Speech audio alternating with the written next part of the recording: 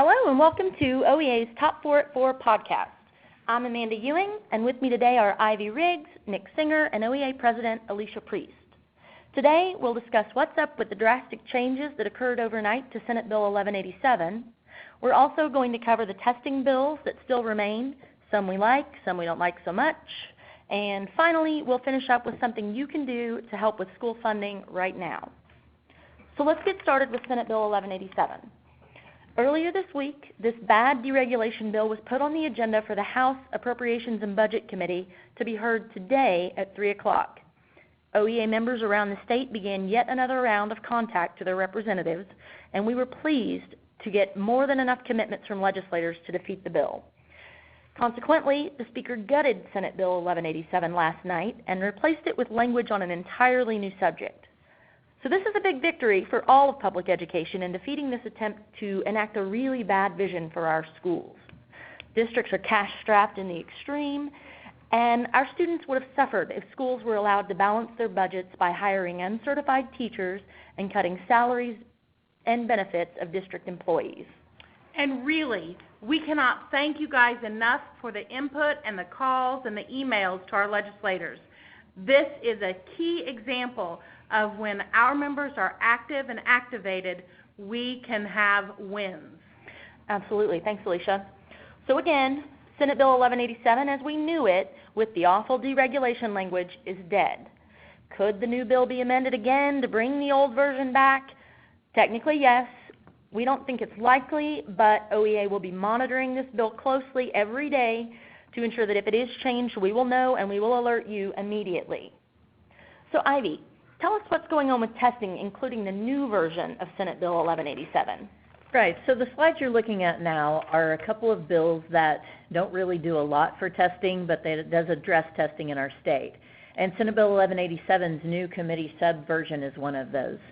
It exempts EOIs, so end of instruction exams, that aren't federally mandated for students receiving credit for concurrent enrollment courses. So for example, if a student was to take Comp 1 and Comp 2, it could exempt them from taking an English 3 EOI.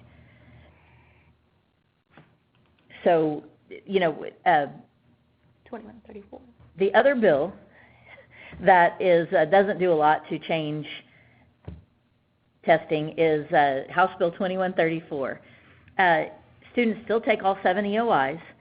It directs the State Department of Education, the Board of Career Tech, and the Department of Commerce to develop a multiple measures approach to high school graduation. So they can look at other things besides just a test. So they can look at statewide assessments, local assessments, alternative assessments, course grades, and then course records. It also directs that same group to look at 3 through 8 testing to try to make it more efficient and effective. Okay, so House Bill 2134 does nothing to get rid of end of instruction exams, but it might mean good things at some point down the road. And then Senate Bill 1187 exempts some students from end of instruction exams, but really doesn't do much since kids taking concurrent enrollment will usually have already passed those EOIs. Is that accurate? That is correct. Okay, thanks. So that's why we didn't think those did a lot. The next 3 bills I want to talk about are 3 really good bills that we hope continue to move through the process.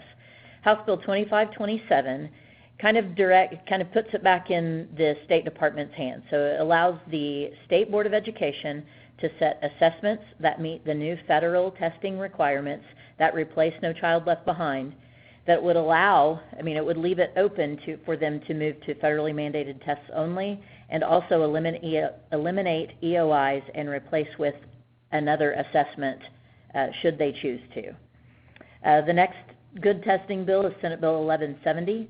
It does eliminate EOIs. It allows the State Board of Education to set an approved list of nationally recognized tests like ACT or SAT, that each district gets to choose one of those tests, and every student in their district takes that test. The district determines graduation requirements, and then at the end of the year reports out test scores and graduation rates. So there's no high stakes. It's not just down to one test.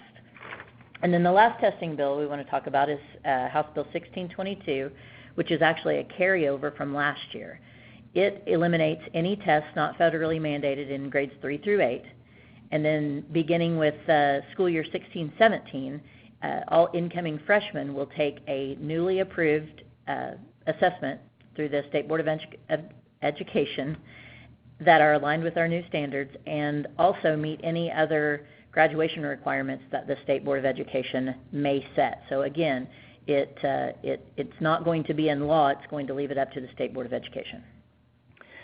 Okay, thanks, Ivy. So there are still some great bills out there for us to support to see actual relief from high-stakes testing now.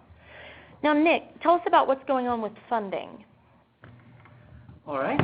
As we get into the budget discussion over the next month, there will be a lot of heated rhetoric about the state's priorities with regard to the budget. Structural budget issues could require some very harsh cuts over the next year. There are two main things that everyone can do. First, we have to talk about revenue. The legislature has cut services, and with population growing and tax revenue falling, our budget needs new money. There is no free lunch in running a state. We are looking at proposals to raise new revenue and don't have any specific recommendations right now, but we need to start getting the idea out there. So discussing revenue in the next year is important. The second thing is to crystallize what cuts and lack of resources are doing to our schools and students already. Are there programs that are going away? Are positions being reduced? Are there needs that are going unmet or class sizes that are increasing? What is something that you are experiencing as a result of budget cuts or pressures to cut in your school? We're asking that you send an email to Lisa Cobb at lcobb@okea.org. That would be very helpful in helping us get the message out about what the budget is doing to our schools and students. Thanks, Nick. All right, so yes, please keep sending us your stories and please encourage others to do the same. The more we understand about how these budget cuts are impacting your schools and your students, the more effectively we can advocate for more funding. Thanks very much for joining us again this week, and we will talk to you next week.